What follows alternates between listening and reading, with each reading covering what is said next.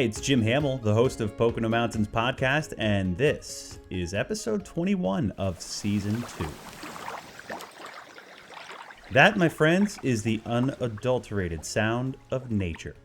More specifically, at Lacawac Sanctuary, 550 acres, including a glacial lake and 9 miles of hiking trails. We're going to take a deep dive with the president, Craig, about what Lacawac's mission is, how it serves students of all ages, and how it registers on the global scale of learning from and researching impacts on the environment. More on that in a bit. The Poconos is a year-round destination for millions, and with 2,400 square miles of mountains, forests, lakes, and rivers, with historic downtowns and iconic family resorts, it's the perfect getaway. You can always find out more on PoconoMountains.com or watch PTN, the Pocono Television Network, streaming live 24/7. Thanks for listening to Pocono Mountains podcast. We'll have a new episode each week highlighting lots of the fun things you can experience while you're visiting the Poconos. Subscribe to Pocono Mountains podcast and leave a review and or comment on whatever platform you listen. Now, back to the episode. PTN visited Lacawac Sanctuary at the end of August, which is located a stone's throw from Lake Wallenpaupack. It hosts weddings, events, K-12 programs, and is open to the public for hiking as well as a full appreciation of everything Mother Nature has to offer in the Poconos. Lacawac has a visitor center, environmental education center, conference, workshop space, and a science laboratory. We caught up with Craig Lukács inside the historic Watrous Lodge, which is regarded as the first of the original Pocono Mountain vacation homes. Enjoy. I mean, what a spectacular place. Can you describe it to people who haven't been here at all? You know, it's something that is unique, right? I think Lacawac's unique because it encompasses really the three things of our mission, which is research. So we do scientific research on the environment. So you'll see scientific equipment out on our lake, sometimes in the forest when you're hiking. And then we do education programs. So we have an education center. So we do K-12 programs for students, field trips here, as well as the general public on the weekends and weekdays for things like hikes and paddles on our lake. And then a third part is preservation. And that's basically preserving the 550 acres, as well as the historic buildings that are here on property. I mean, a lot of acreage there. A lot of work goes into this. So like, this is not, free. It's not like you guys have just volunteers mainly. Like, how does this get done? So, I mean, we do have a small staff. I mean, staff about 9 people. And then we really rely on our volunteers, our board members, groups coming in, to help us really maintain it. So, I mean, that's a yearly job, seasonal job, something that you guys have probably a lot of things that go on here, right? Like from weddings to, benefit dinners to all that kind of stuff. Yeah.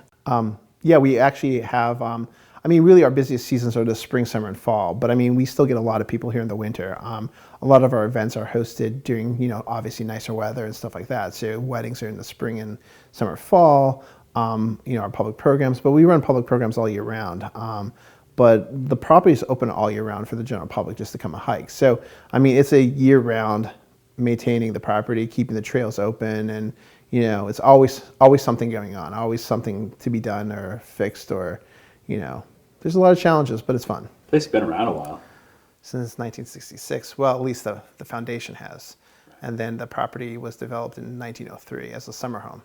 Nice. Open to the public. That's got to be part of the mission, right? Is for the public to be able to access this and appreciate this. Because yes, we have state parks, we have national park area, but this is something outside of that, right? Right, yeah. So we were obviously founded to do our mission, but also to be open to the general public so that they could enjoy nature, learn a little something. Our trails are kind of interactive. We have QR codes on the trails, and there are things to learn and to experience while here. So it's not just like you're going for a normal hike, It's not like you're just going to a state park and just, hiking. You're going for, a stroll on one of the trails. Like here, we try to engage the public to kind of learn a little bit of something about protecting the environment, about nature, about, what they're experiencing while they're walking through Lacawac.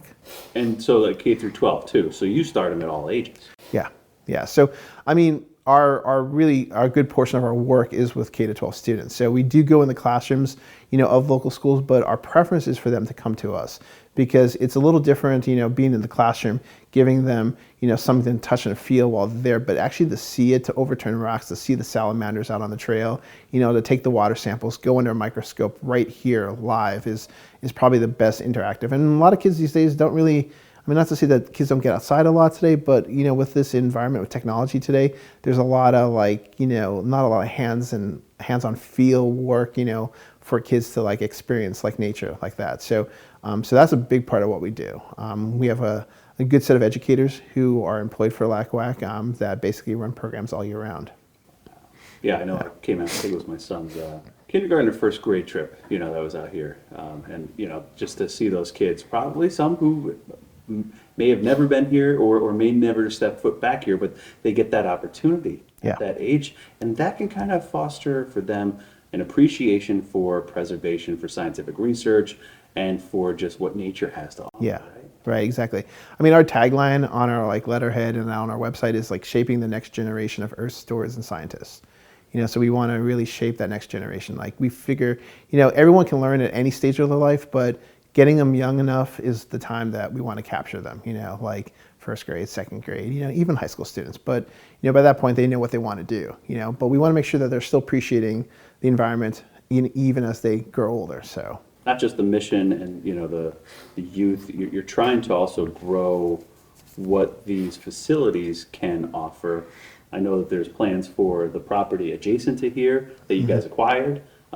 Even just what you're doing today is kind of maximizing space. So what is happening in the development stages for the facilities here? So there's a couple things happening. On the historic preservation side of things, we're restoring a lot of our buildings that are historic here. We're restoring the railings, for example, on the front porches, side porches of the lodge to what they used to look like in 1903. There's still a lot missing from what it looked like in 1903, but we want to be a little bit more accurate to what it looks like. So we're doing historic preservation. In terms of education side of things, we purchased our founder's home, which wasn't part of Lacawac, but now we have that property, and so we're converting the existing building into an education center, as well as new construction. So we're going to be renovating the actual home itself to meet our needs, and then build off of the back of the building to make really a two-floor structure for a laboratory and an open space to host our programs, to host our field trips, and they'll all be facing out toward the pond. So it's going to be a year busy because we're already going out to bid on these projects. So it's going to be interesting as we start renovating, building, and moving forward with that structure. And that'll help us increase our education programs. That'll allow us to go from one group of campers in the summer to doing 2 groups of campers per week. So doubling our size of camps. Being able to take more kids on field trips and stuff like that. What's the name Lacawac? What does that come from? I know there's Lacawaxen around here. Right. What is that derived from? Right. Lacawac, the word Lacawac comes from the Native American Lenape tribe word for at the fork. So it was the shape of the lake was because it was on the Wallenpaupack River at the time. And we know that the Lenape lived here because we do have evidence of canoes that were in Lake Lacawac, and one still exists in the shallow part of Lake Lacawac today. So you've got the historical aspect literally buried here in the lake, but then you've got really future-looking scientific experiments, right? Right. Aren't these gauging in some way, shape, or form the effects of, the human-made world? I think this is what's most important about Lacawac is that we can trace our ancestry of the land here back to the Lenape, Native Americans, and so we can trace it through at least the William Penn family and a couple other owners. So we know exactly who owned this lake, and we know what they did to the lake. So the reason why this lake is so important here at Lacawac and the environment that we control is because it is controlled and nothing has been polluting this lake. So it's a test lake. It's a sample lake to compare our lake to other lakes across the world, like Lake Wallenpaupack. So that's where our science stems from. That's why this area is so important here. So from that standpoint, I kind of explained to these guys, there's no swimming, no fishing, right? Yeah. You guys don't stock the lake. Right. So it's really as au natural as it comes. Yeah, it's a glacial lake. It was found, years ago when the glaciers receded. There is no stream going into the lake. There's no spring. It's just watershed fed. So whatever rain comes into it is where it goes into the lake. It is stocked with fish. Obviously, it was left behind, and it's just preserved that way. We control the whole watershed. Somewhat of your mission then scientifically too is, do you guys glean from the data, like warning signs or just overall like, hey, this is like how it's preferable that, other bodies of water be treated, or at least this one be preserved. Right. The reason why ours is like really a test sample lake is because we have compared our lakes and our data. Well, first of all, our lake has ongoing data since the 1990s. And so over the years, like we're talking about long-term data like every day that is producing temperature, pH, all the environment around the lake. So we've actually know how it's been changing over the years. And one thing we found out as comparing our lake to other lakes across the world that have been sampled that long is that our surface temperature is changing. So there are things going on in the lake and we're not doing anything to the lake. So we know the environment's changing. And long story short, our lake was used to be part of a report for the UN on climate change and to show how the environment around us is changing. Pretty substantial then. It is. To see the global effect that this one property has. Right. Wow. We're in a place that's got a lot of history. You guys are growing and expanding. Is there anything that you would appeal to the public to know about how they can get involved? Right. I think for the public, we want the public to come to visit, right? For years, Lacawac always had this thing that it was like this hidden gem that no one can come visit. We want the local residents, the visitors to the area to come visit Lacawac, to take a hike, to come to one of our programs. So that's the first thing they can do. And then if they fall in love with the place, which they probably will, is to say if you have time to volunteer with us, to come do a project with us, to help us clean up, to do some trail maintenance. And there's so many other ways that you can get involved. There's always projects going on. And then I think people can become members, donate to us as well. So we're a nonprofit, so we rely on the general public support for our upkeep and to maintain this 550 acres. How many miles of trail would you say, roughly? Have you said that? No, there's about 9 miles of trails at Lacawac. We've been adding some over the years. When I first came 10 years ago, we only had maybe 4 principal trails, and then I started hey, we can add a trail here, and this trail looks really good. It goes over to one of our overlooks, and so we started adding trails over the years. Unfortunately, having more trails means more trail maintenance and more trees down in the winter and keeping them up to date and open for people to hike. But it's well worth it. So.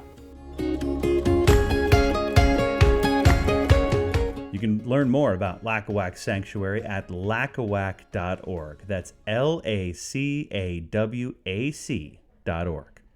And watch for a full story about Lacawac, the protected 500-plus acre parcel of land in the Poconos, on the next episode of Pocono Mountains Magazine that drops the first Sunday in October. Sometimes my dad and me go on four-wheeler rides and we see tons of splash. It's a little upsetting that, people are out there throwing things out the car window. We have to be nice to our earth. The earth might break a little bit. I'm thinking, why are we doing this? This is the only planet we have. We can't go to a different planet. Pollution, yeah, that's all us. So if we made a problem with the earth, we gotta fix it, right? We're back. Thanks for listening to Pocono Mountains Podcast. I'm Jim Hamill. Now for a podcast extra. A couple years ago, PTN set out on a hike at Paradise Price Preserve and Targa Falls, another protected piece of land, and hiking trails as well for the public in Monroe County. Enjoy.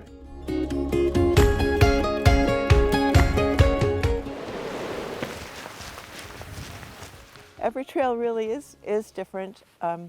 This one is very rocky. There's a lot of gray bluestone here. This was part of a property that was called Pocono Bluestone, and the name Pocono Bluestone came from the stone that was quarried here.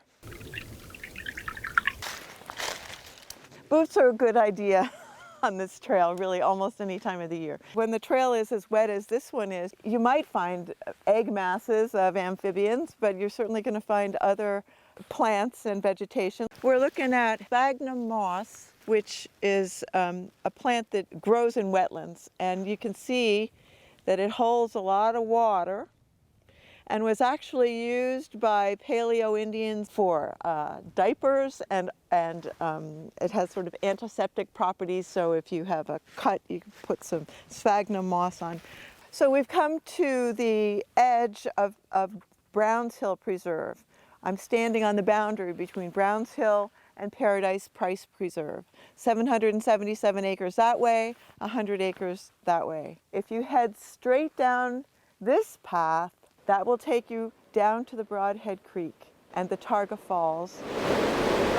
This is Targa Falls. It's pictured in books way back to the early 1900s, and it's one of the few places on the Broadhead that's still recognizable because, of course, something like that doesn't change. A horseshoe waterfall that you can't get to from this side of the creek, but if you approach it from the Paradise Price, the other side of the Paradise Price Preserve, you can actually climb down to the waterfall.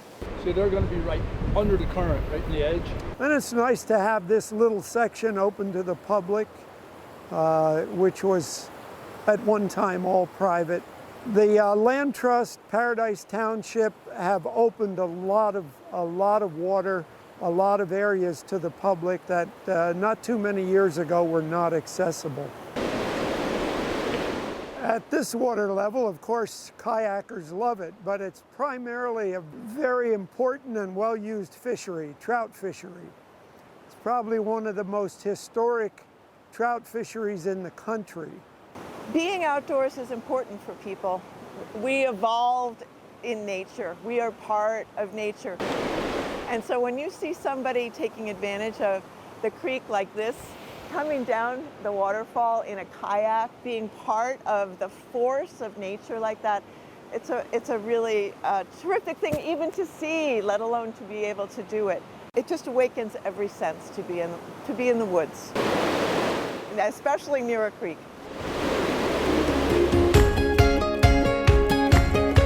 Lacawac Sanctuary and Paradise Price Preserve, two of the many protected natural spots you can visit for free in the Poconos this fall or in any season. And now that it is fall, almost, you can head to PoconoMountains.com/fall to start planning your trip over the next couple months and look for the fall foliage forecast to know when peak season for the vibrant colors is expected in all three separate regions of the Poconos. It's already up and showing when the colors will be changing, so go check it out. Thanks for listening. Please remember to subscribe to Pocono Mountains Podcast anywhere podcasts are available. Come visit us in the Pocono Mountains. Plan your trip today.